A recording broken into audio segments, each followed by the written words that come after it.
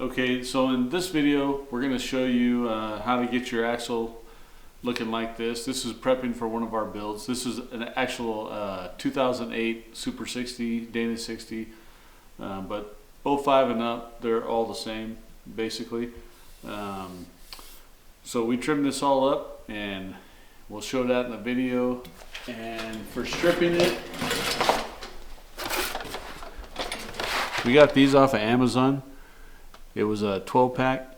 I think it was $30, and it took the paint and the rust off this axle, no problem. So you'll see what it looked like before and after in the video.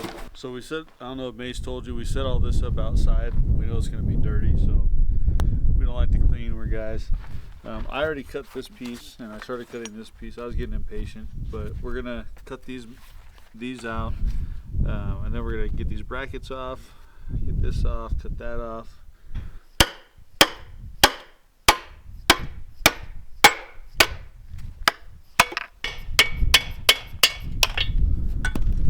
All you have to do to get these things out are just little pie cuts and they'll hammer right out.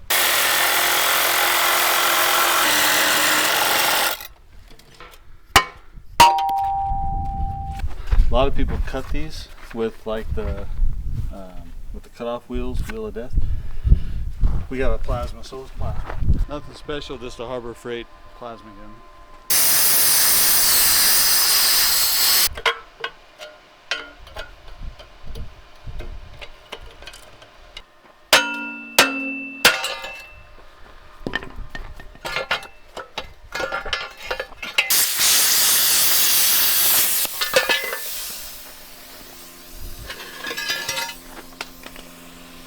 Came right off in like 3 minutes.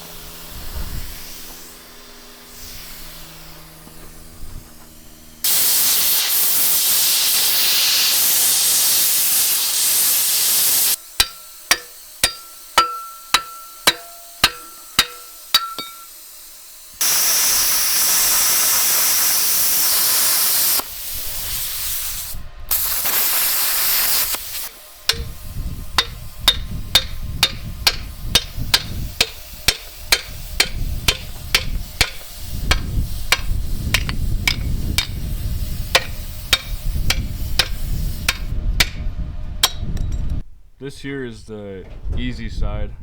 It's just basically a bunch of pie cuts you have to do over and over. Over there's the hard side. We'll show you guys how to do that one.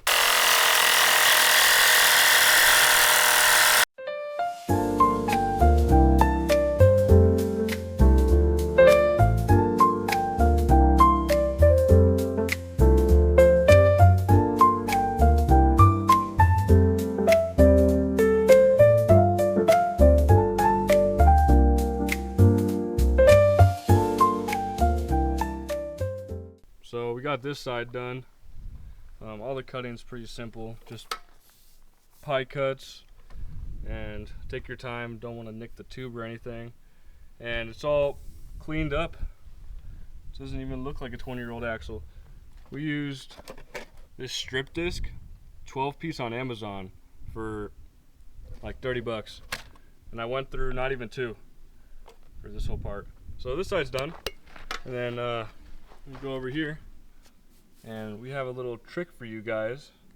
It would help a bunch on this side, so stay tuned for that. This is day 2 of the Dana 60. Yesterday we got the passenger side of the axle all done. Today we're going to start on the driver's side of the axle. So follow along. We'll start cutting.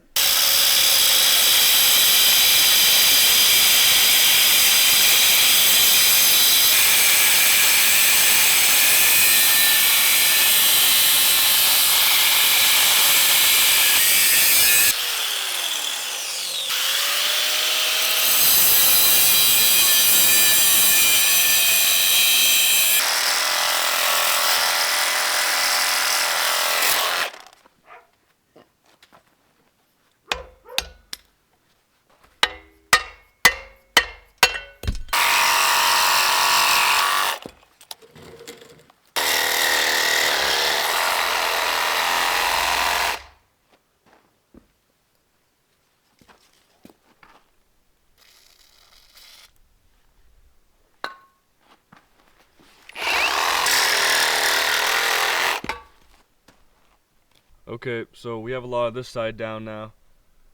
It's pretty simple.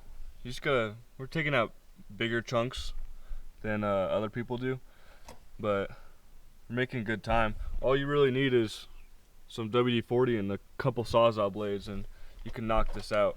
But everyone always tells you that you need to get rid of all of this, cut straight down to the tubing, but you really don't, and it's probably in your best interest if you leave a lot. Like we did right here, people would just cut all of this off, but we're leaving it to increase the structural stability. And down here, how we kind of just go with the axle, shape it, and we're shaping the housing right here. But if you just cut everything off, then this side's just going to be way weaker than you started, and this isn't really in the way of anything right here. Like this piece, we're probably just going to do a little more dicing and get it down a little bit more, and leave a lot of this here just to keep its strength. But pretty simple, and it's been quicker than the other side so far.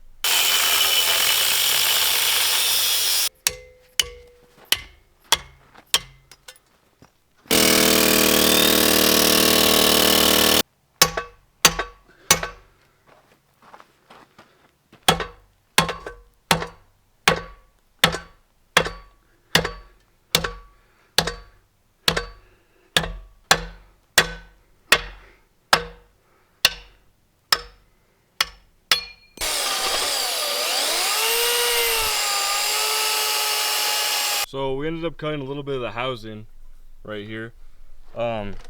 We didn't want to, but we only did it so our truss fits better. If you're not putting a big old truss on there like we are, I wouldn't recommend cutting the housing at all. But if you do, only cut 2 inches max. And we're still leaving all of this for the stability. But this bracket right here ends up being the hardest piece.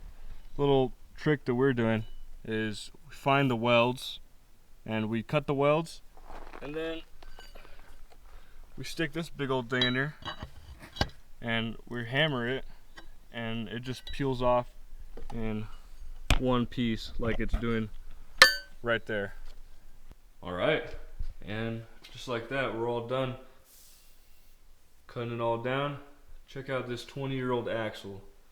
Never even know it's 20. Looks brand new. All ready for the truss to be put on it. We're doing an Artec truss.